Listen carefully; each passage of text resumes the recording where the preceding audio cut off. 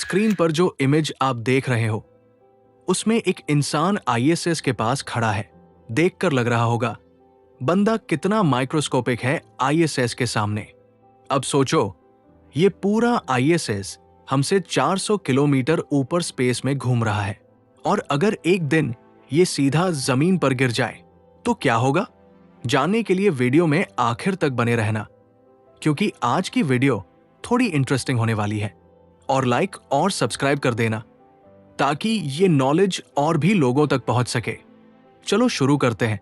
ISS से पहले भी कई स्पेस स्टेशंस बने थे, लेकिन जो आइडिया आईएसएस का था उसका क्रेडिट दो विजनरीज को जाता है, जिसमें सबसे पहले आते हैं कॉन्स्टेंटिन त्साइल्कोव्स्की, जिसने पहली बार ऑर्बिटल स्पेस स्टेशन का कॉन्सेप्ट प्रपोज किया, और वर्नर वॉन ब्रॉन, जिसने इस कॉन्सेप्ट को प्रैक्टिकल सर्कुलर ऑर्बिट में डिजाइन करने का आइडिया दिया।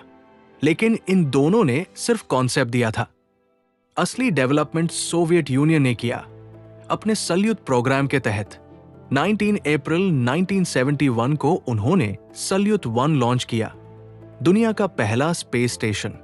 ये लगभग 175 दिन तक ऑर्बिट में रहा और 11 अक्टूबर 1971 को एटमॉस्फेयर में गिरकर डिस्ट्रॉय हो गया।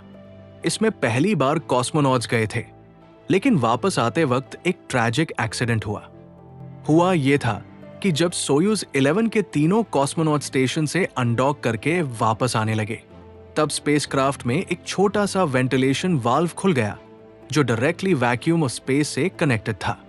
सिर्फ कुछ सेकंड्स में कैबिन डीप्रेशराइज हो गया और तीनों कॉस्मोनॉट्स की सांसें रुक गई। कैप्सूल ने री-एंट्री तो सेव की, लेकिन जमीन पर जब वो खुला, अंदर एस्ट्रोनॉट्स नहीं बल्कि उनकी लाशें थी। ये स्पेस हिस्ट्री की सबसे पेनफुल ट्रेजेडीज में से एक थी। आज मेजॉरिटी लोगों को स्पेस की ट्रेजेडीज में बस चैलेंजर डिजास्टर, कोलंबिया डिजास्टर या अपोलो 1 के बारे में ही पता है, लेकिन सोयूज 11 का ये इंसिडेंट ऐसा केस है जिसके बारे में शायद 90% लोगों ने सुना भी नहीं होगा, और ये ही उसे और भी ज्यादा शॉकिंग बनाता है। सोयूज 11 एक ग्रेट मिशन था, लेकिन एक ऐसी सैक्रिफाइस के साथ जो हमेशा याद रहेगी। लेकिन सल्यूट 1 ही सबसे पहला मैनमेड स्पेस स्टेशन था, और उसके बाद मानो एक छोटी सी स्पेस रेस स्टार्ट हो गई। सोवियत यूनियन के बाद अमेरिका ने भी अपना स्पेस स्टेशन बनाया, स्काईलैब। स्काईलैब उस वक्त का सबसे बड़ा स्पेस स्टेशन माना जाता था। फिर सोवियत यूनियन ने मीर स्टेशन लॉन्च किया, और फिर दोनों नेशंस ने सोचा, क्यों लड़ना, चलो मिलके एक बड़ा और एम्बिशियस स्टेशन बनाते हैं। यहीं से शुरू हुई इंटरनेशनल स्पेस स्टेशन की प्लानिंग। इसमें नासा, रोस्कोस्मोस, ईएसए, सीएसए और जैक्सा सब शामिल हुए। इंटरनेशनल स्पेस स्टेशन की डेवलपमेंट 1998 में स्टार्ट हुई। सबसे पहला मॉड्यूल लॉन्च किया गया, जारिया, जो रशिया ने बनाया था। ये मॉड्यूल स्टेशन का बैकबोन बना और आगे चलकर आईएसएस के और मॉड्यूल्स इसके साथ जोड़ दिए गए।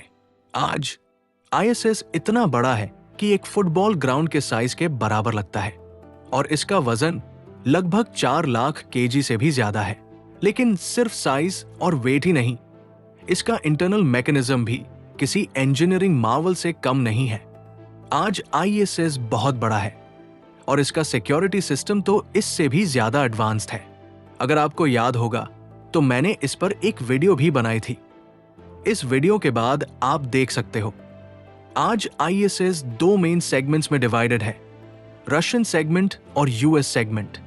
रशियन सेगमेंट में रशिया के मॉड्यूल्स और डॉकिंग पोर्ट होते हैं, जैसे पॉइस्क और रासवेत, और यूएस सेगमेंट में यूएस, ईएसए और जैक्सा के मॉड्यूल्स हैं, जैसे Quest docking port, Destiny lab, Columbus, Kibo और बीम।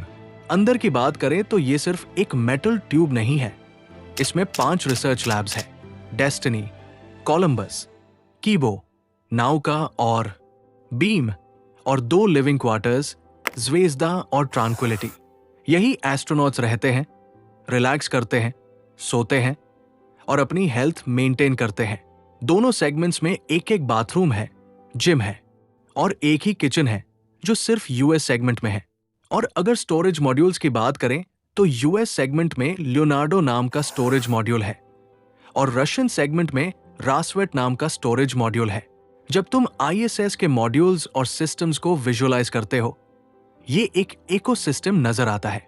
हर मॉड्यूल का पर्पस और सिस्टम का रीजनिंग है।